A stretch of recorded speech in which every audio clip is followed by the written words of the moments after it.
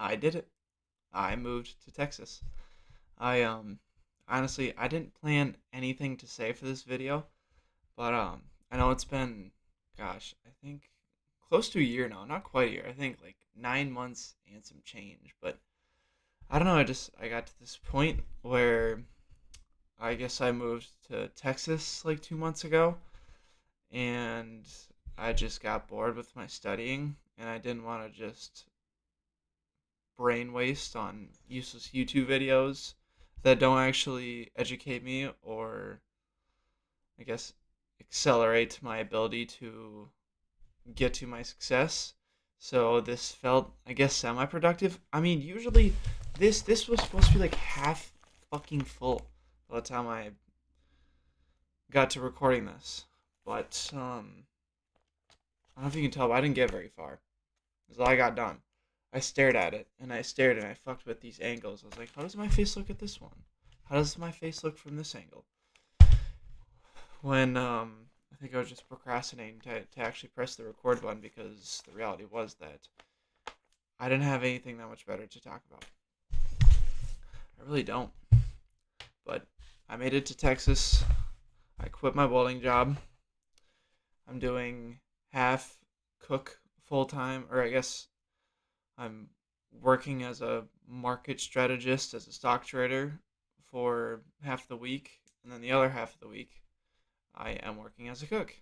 And I hate it, but it's good because it's fuel for me to want to get out of it and become a successful stock trader.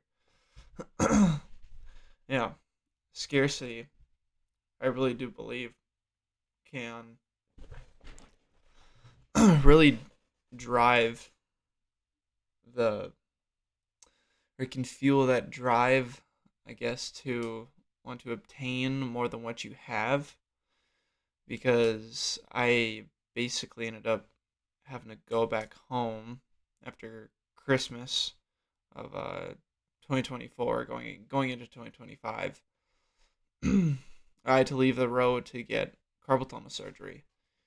So that means I had to take work off for about 2 3 months ish, and after the second month period hit,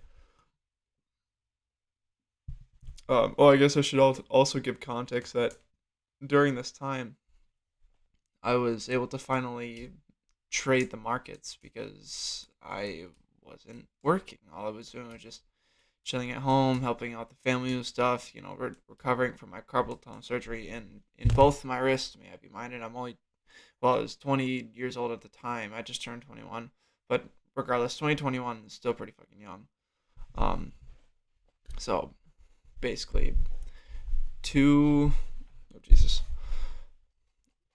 2 3 months into it, I go to my stepdad. I'm like, hey, like, can I just chill out here? Because I think I can figure out this stock market shit. Within half a year plus, maybe a little bit more than that. He's like, yeah. So honestly, it was one of the most fun periods of my life. Um, I didn't quite get to that point of being able to move away and have trading fully, um, fully be able to pay all my bills. But I look at that now, I'm like, I think part of that was because I was with my parents and I was,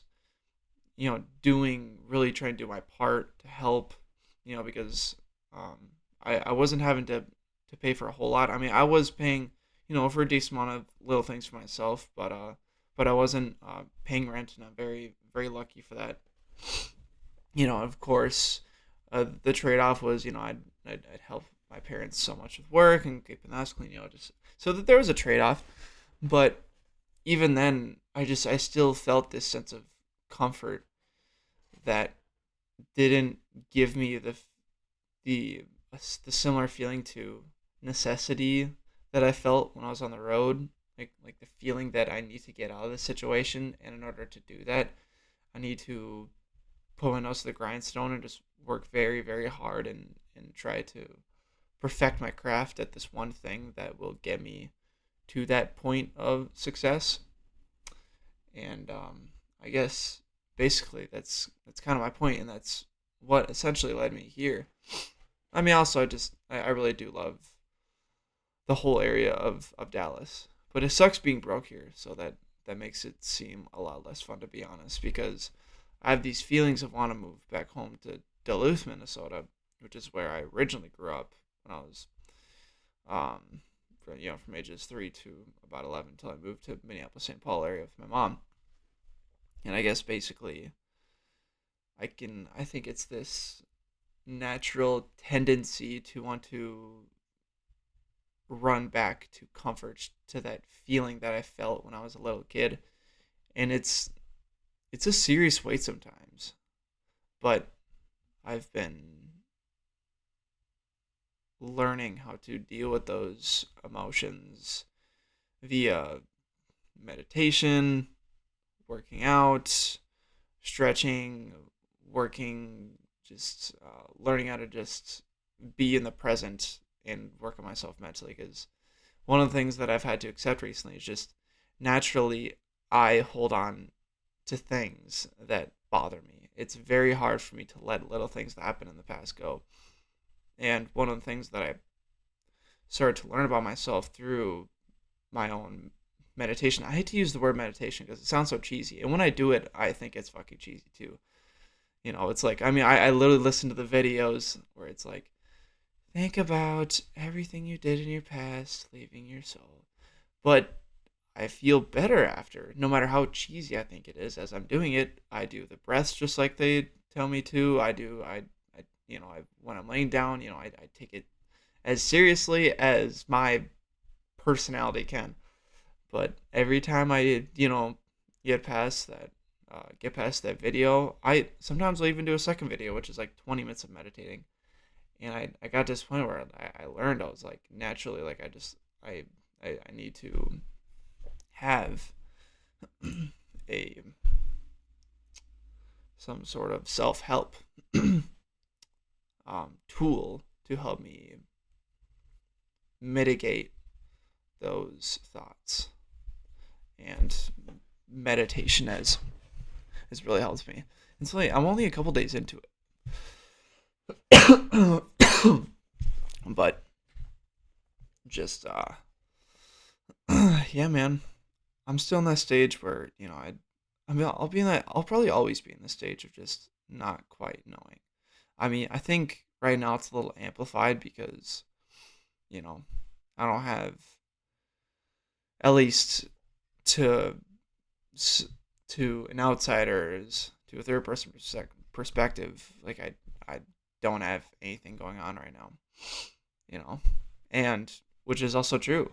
Like, I have nothing going on right now, which is also super uplifting because it's like, oh, like, I have nothing to lose.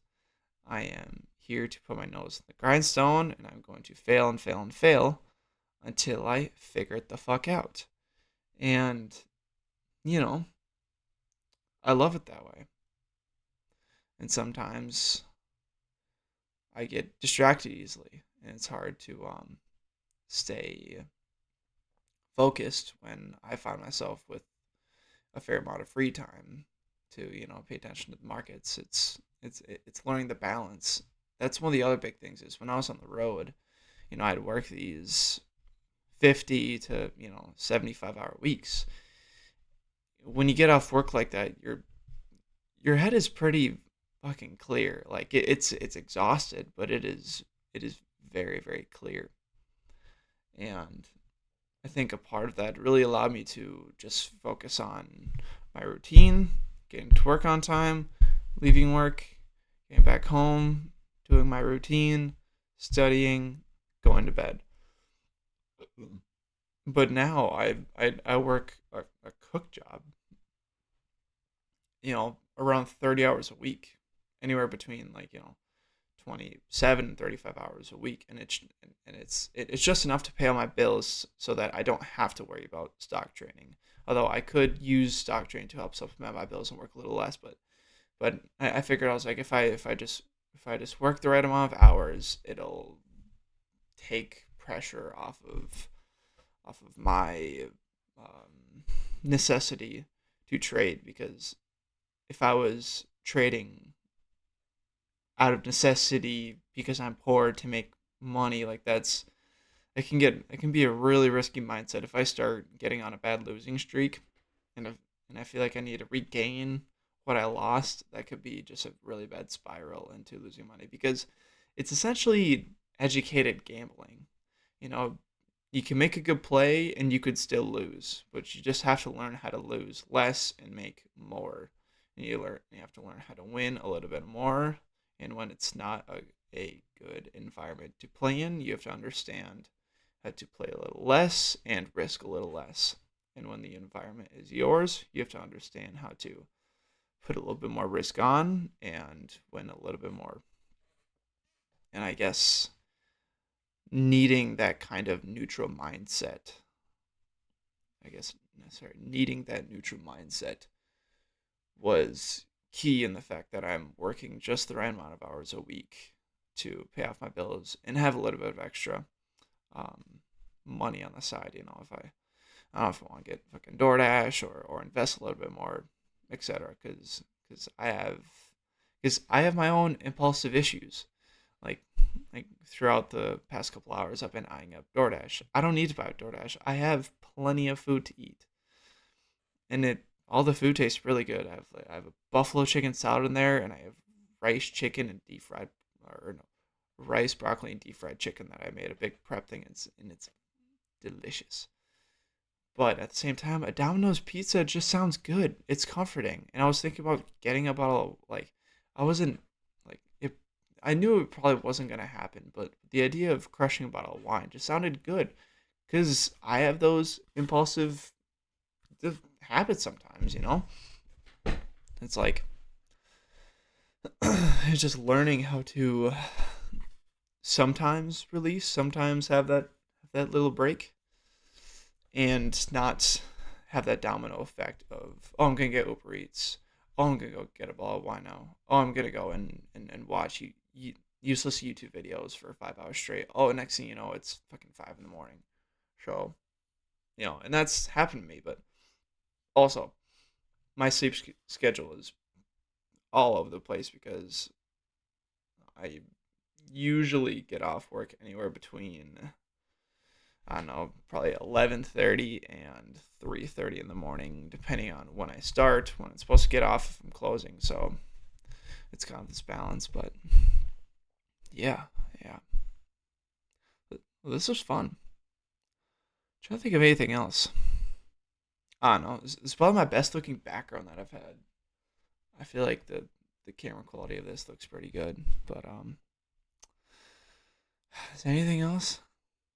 No, no. I think that's it. Yeah. Well, if you tuned in, thanks for watching. Um, hmm. Yeah, yeah. I guess shout out to my friend Lizette. She kind of inspired me to start it again. Yeah. All right. Adios.